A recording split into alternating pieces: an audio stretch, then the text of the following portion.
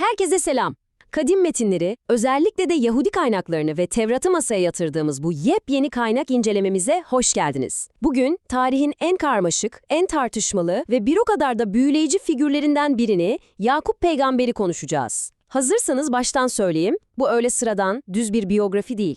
İnsani zaaflarla, şaşırtıcı hilelerle ve ilahi dokunuşlarla dolu bütün bir ulusun kimlik inşasının hikayesi. Hadi gelin, bu efsanevi kaynakların sayfaları arasında tarihi bir yolculuğa çıkalım. Hemen girişte size şu çarpıcı alıntıyı okumak istiyorum. Çünkü tüm hikayenin odak noktası aslında tam olarak burası.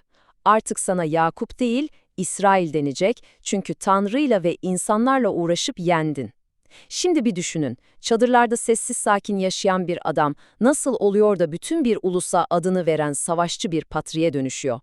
İşte antik metinlerin derinliklerinde adım adım bu inanılmaz dönüşümün izini süreceğiz. Evet, 1. bölüm, İlk oğluk ve kaçış. Dilerseniz bu devasa dönüşümün en başına, Yakup'un kaderini başlatan o yoğun kardeş rekabetine gidelim. Bakın, İsa'nın ikiz oğulları var ama bunlar gece ile gündüz kadar birbirine zıt.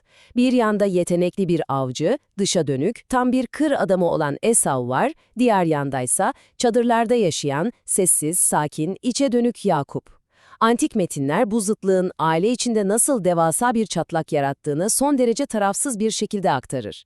Baba İshak, açıkça avcı olan ilk oğlu Esau'yu kayırırken, anne Rebeka, çadırda kalan sessiz bilgin Yakup'un tarafını tutuyor. Ve tahmin edebileceğiniz gibi bu bölünme tarihi değiştirecek olayların fitilini ateşliyor.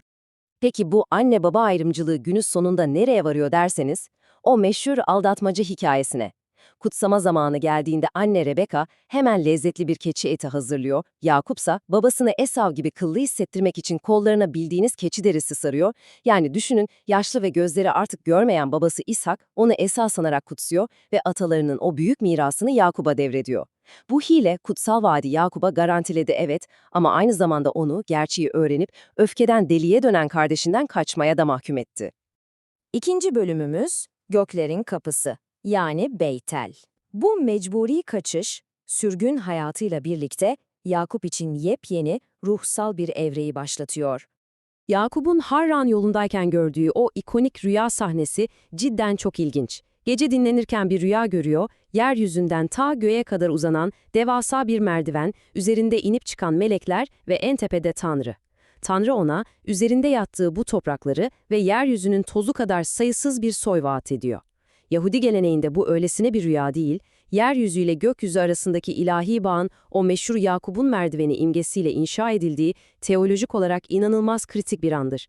Uyandığında Yakup'un muazzam bir huşu hissettiğini okuyoruz. Başının altına yastık niyetine koyduğu o sıradan taşı alıyor, üzerine yağ dökerek onu kutsuyor.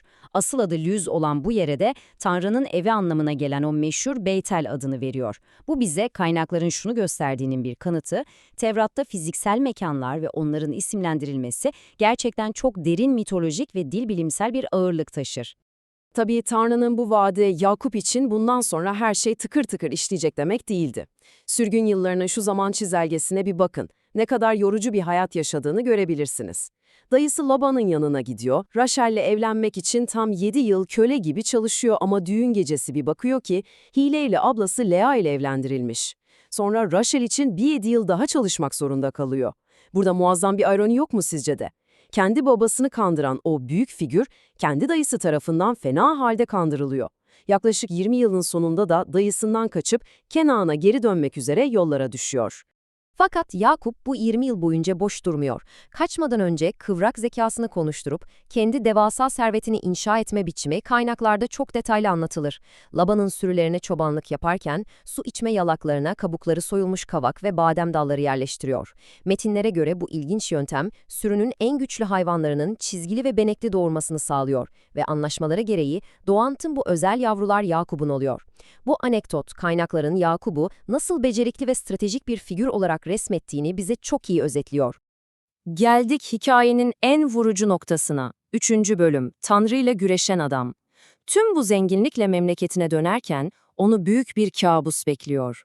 Düşünün, 20 yıl önce onu ölümle tehdit eden kardeşi Esau ile yüzleşecek. Yabuk Irmağı geçidinde Yakup, ailesini ve sürüsünü güvenlikleri için önden gönderiyor. Gece, zifiri karanlık, geriye tamamen yalnız başına kalıyor. Kaynakların aktardığına göre o karanlıkta gizemli bir adamla gün ağarıncaya dek fiziksel olarak güreşiyor. Adam Yakup'u yenemeyeceğini anlayınca onun uyluk kemiğine vurup sakat bırakıyor. Bu arada bugün bile Yahudi beslenme yasalarında hayvanların o siyatik sinirinin yenmemesi kuralı tam olarak bu karanlık gecedeki efsanevi mücadeleye dayanır. İşte buradaki can alıcı nokta şu. Adam gitmek istiyor ama Yakup beni kutsamadan seni bırakmam diyerek direniyor. Adam ona adını soruyor ve diyor ki artık sana Yakup değil İsrail denecek. Yani Tanrı ile güreşen veya Tanrı ile uğraşıp yenen. Bu yeni isim öylesine bir lakap değil, karakterindeki nihai evlimi simgeler. Hileyle işini yürüten Yakup gitmiş, ilahi olanla yüz yüze çarpışıp hakkını direne direne alan İsrail gelmiştir. Bu sarsıcı tecrübenin ardından Yakup, mucizevi bir şekilde hayatta kaldığını fark edip o yere Peniel yani Tanrı'nın yüzü adını veriyor. Çünkü Tanrı'yı yüz yüze gördüğüne inanıyor. Tıpkı Beytel'de olduğu gibi isimlendirme geleneği ilahi karşılaşmaları yine fiziksel bir mekana mühürlüyor. 4. bölümümüz 12 kabile. Artık İsrail adını alan bu patriğin tüm bir ulusun temelini oluşturacak o karmaşık aile yapısına biraz daha yakından bakalım. Şu kaotik tabloya bir bakar mısınız? Okuması bile zor olan bu yoğun soy ağacı listesi aslında yepyeni bir ulusun mimari planıdır. 4 farklı sütunda Yakup'un çocuklarının annelerini görüyoruz. 2 eşi Lea ve Raşel, 2 de cariyesi Bilha ve Zilpa. Ruben'den başlayıp Benjamin'de son bulan bu yapı, tek bir ailenin çadırından çıkıp tarihe yön verecek topluluğun net bir haritasıdır aslında. 12 sayısı. İnanç tarihinde anıtsal bir ağırlığa sahip olan bu sayı, sadece bir babanın çocuklarının sayısı değildir elbette. Doğrudan tek bir adama, Yakup'a dayanan ve birleşerek bütün bir İsrail ulusunu oluşturacak olan 12 ayrı kabileyi temsil eder. Ve 5. son bölümümüz, Mısır'a göç ve miras. Yakup'un Kenan'daki hayatının son demlerinde aileyi çok daha büyük bir sahneye, Mısır'a taşıyacak olan o meşhur olaylar zinciri başlar. Fakat trajedi ve aldatmaca, Yakup'un hayatında adeta bir aile mirası gibi devam ediyor. Yakup, babasından gördüğü ayrımcılığı bu sefer kendi yapıyor ve sevgili eşi Raşel'den doğan oğlu Yusuf'u diğerlerinden o kadar çok kayırıyor ki metinler bunun kardeşler arasında nasıl acı bir kıskançlığa yol açtığını anlatır. Kardeşleri Yusuf'u ortadan kaldırıyor ve babalarına onun vahşi bir hayvan tarafından parçalandığı yalanını söylüyorlar. Yakup tıpkı gençliğinde babasını kandırdığı gibi şimdi kendi çocukları tarafından kandırılıyor ve yıllarca sevgili oğlu için durmaksızın gözyaşı döküyor. Onca yıllık kederin ardından büyük bir kıtlık patlak verince kader ağlarını örüyor ve aileyi Mısır'da birleştiriyor. Üstelik tüm ülkenin yöneticisi konumuna yükselmiş olan o kayıp oğul Yusuf'un huzurunda. Tam 75 kişi. Bu sayı, büyük kıtlık döneminde hayatta kalmak ve kayıp oğullarıyla yeniden bir araya gelmek için Kenan'dan Mısır'a göç eden Yakup ailesinin toplam nüfusudur. Hikayenin sonunda artık Yakup'un ölüm döşeğindeyiz. Oğlu Yusuf'un 2 çocuğunu kutsaması gerekiyor. Ama bir gariplik var.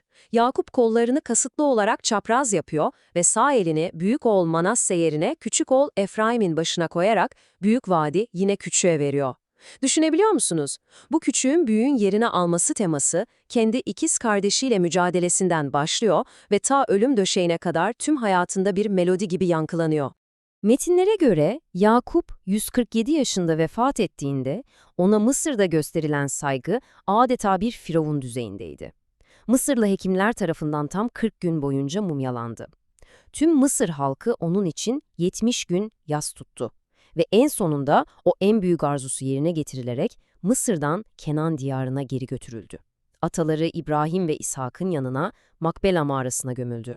Tüm bu anlattıklarımızı toparlarsak karşımızda inanılmaz derecede katmanlı bir tablo var. Ve bu noktada kendimize şu soruyu sormamız gerekiyor.